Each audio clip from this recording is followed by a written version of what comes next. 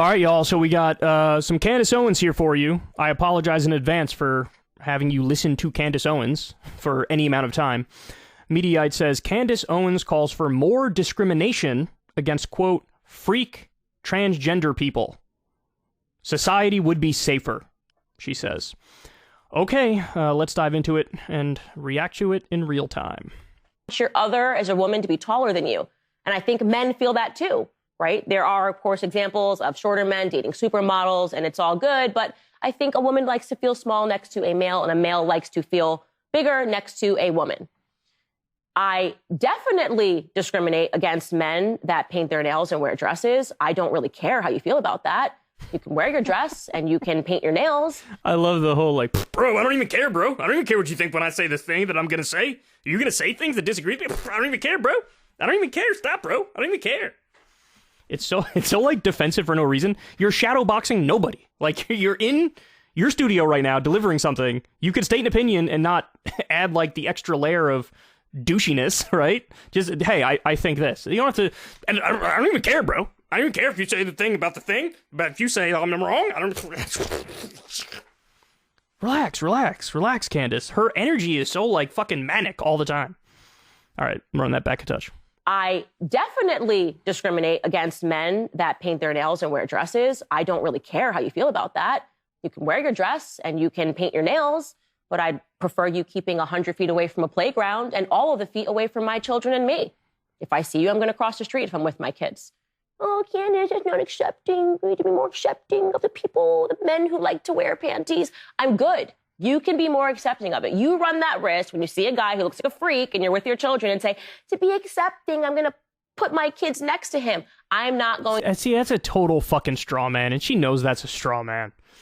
By the way, there's no data, there's no evidence whatsoever that gay people or trans people or any member of the LGBTQ community, that like these people are predators at a significantly higher rate than, whatever, straight cis men or women.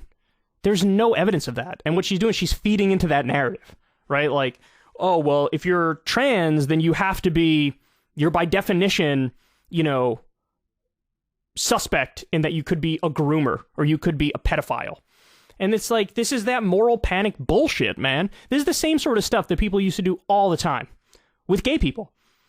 The assumption was like, God forbid, in the 1950s, you heard like, little Bobby's teacher is gay. The parents would fucking freak out, and they do it with this misconception that must mean that like the teacher's trying to diddle all the kids. And it's like, no. You're just fucking bigots. Like, you think this, and you are wrong about this. I'm sure it's similar rates across the board with every different kind of person. Some percentage or whatever, have issues and are abusers or molesters or whatever. But the overwhelming majority of all different kinds of people are just fucking people, right? But she does say, to be fair to her, she does say at one point, yeah, if you want to wear your dress, go ahead and wear your dress. You want to paint your nails, go ahead and wear your nails. Oh, well, thank you. Thank you, Candace. Because I just want to let her know, one of her coworkers, Matt Walsh, does not agree with that. Matt Walsh said on Twitter, he thinks it should be illegal for anybody to transition, even adults. Even adults. So perhaps, Candace, you outflanked Matt Walsh and Ben Shapiro to their left with your tacit acceptance of, hey, if you want to do that, you could do that. All right, let me run that back and touch again. I didn't mean to do that. Didn't mean to mute it. Okay, here we go. About that. You can wear your dress and you can paint your nails, but I'd prefer you keeping 100 feet away from a playground and all of the feet away from my children and me. If I see you, I'm going to cross the street if I'm with my kids. Oh, Candace is not accepting. We need to be more accepting of the people, the men who like to wear panties. I'm good. You can be more accepting of it. You run that risk when you see a guy who looks like a freak and you're with your children and say, to be accepting, I'm going to put my kids next to him. I'm not going to be that person. I'm going to go, that looks weird. And I'm going to move away from it. It's that simple. To be clear, I actually think that is the intelligent thing to do, to be skeptical about any and all adults who are around your kids. Any and all adults. I just, and maybe I'm too cautious, right? But I think that's a fair instinct to have, to be like, I don't want to leave you know, I don't want to leave the kids around with any adult, especially any adult that we don't know. And honestly, even ones you do know, it's like, you got to be careful, because sometimes it's the smoothest motherfuckers, or it's the last people who you think who end up being the abusers or whatever. By the way, speaking of that sort of discrimination, literally any person, no matter how normal they look, if they are at the playground when I take my kids and they're by themselves, I'm like, red flag. Yeah, to see this part is based.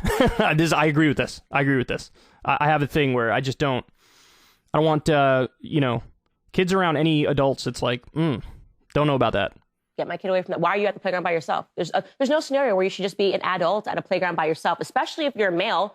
I suddenly have eyes on them and I'm watching them near the other kids. It just feels wrong. It's a healthy discrimination for me.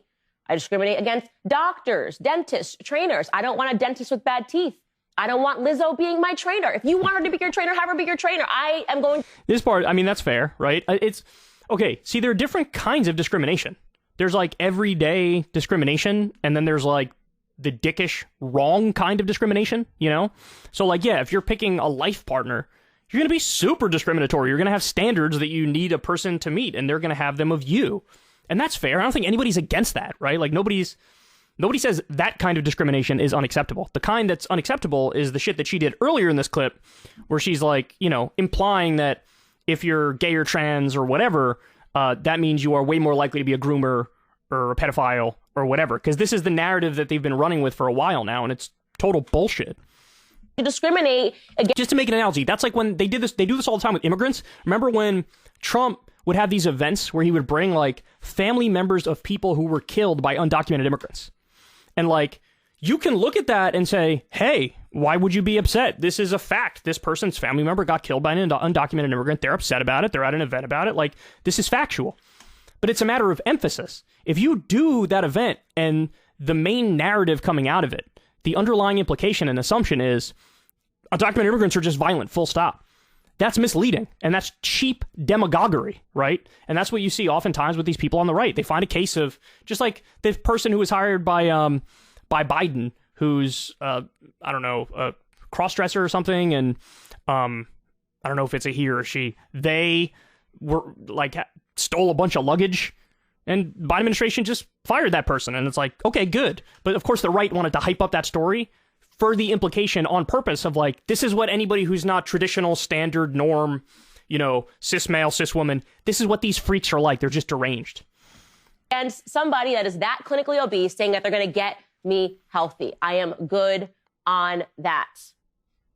So all I was to say is, obviously, discrimination is built into us for a reason. It's a survival mechanism, right? We want to survive.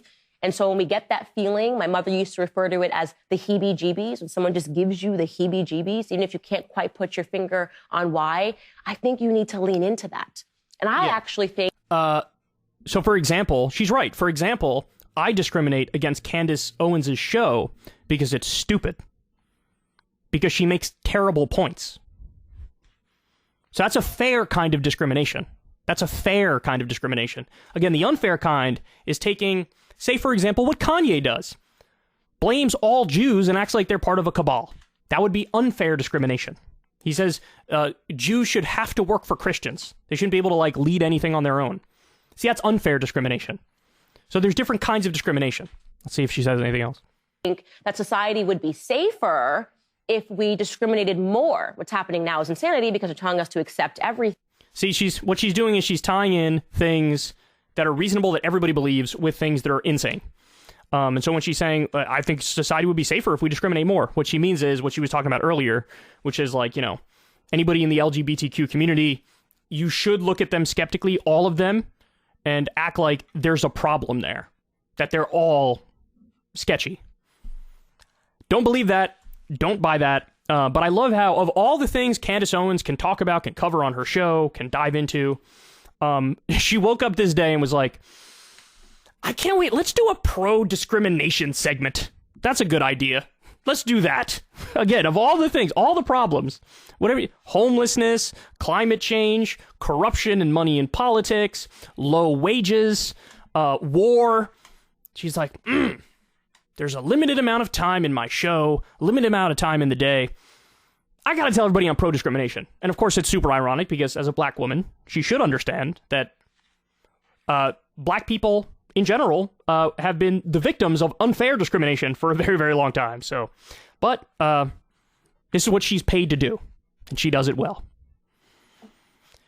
All right, guys, that's the show. I love y'all very much. Everybody do me a big favor. Click like on the video, click subscribe to the channel, click that little bell icon so you get notified every time a new video drops. We're trying to get to 1 million subs. You guys are getting us closer and closer and closer, and I truly appreciate that. Can't wait to get there. We'll do a special show when we hit 1 million subs. Can't wait to have the pleasure and the ability to do that show for you guys. And yeah, that's all I got for you. If you'd like to, you can listen to the full shows on Spotify. You can listen on the podcast outlets now. I know some of you people are more podcast people than you are YouTube people, so feel free to go do that. And thank you to everybody who supports this show on Patreon. I've never had a conversation with an advertiser in over a decade of doing this show. I'm very proud of that fact. You guys make that possible. Same thing with Crystal Kyle and Friends. We don't do any ads. We don't want to do any ads. It's all funded through small dollar donations. So if you pay $5 over on Substack, you can get the video of the interviews and you get it a day early. Get the newsletters as well. So thanks again, guys, for supporting the show as much as you do. I love you from the bottom of my heart, and I'll talk to all y'all tomorrow. If you want to see me and Crystal Ball interview legends like Noam Chomsky, Cornel West, and more, subscribe to Crystal Kyle and Friends on Substack. $5 a month gets you the video version a day early. Remember, we take 0 ad dollars for this podcast. Or you can sign up on Substack for free and get the audio version a day later. Link in the video description box below.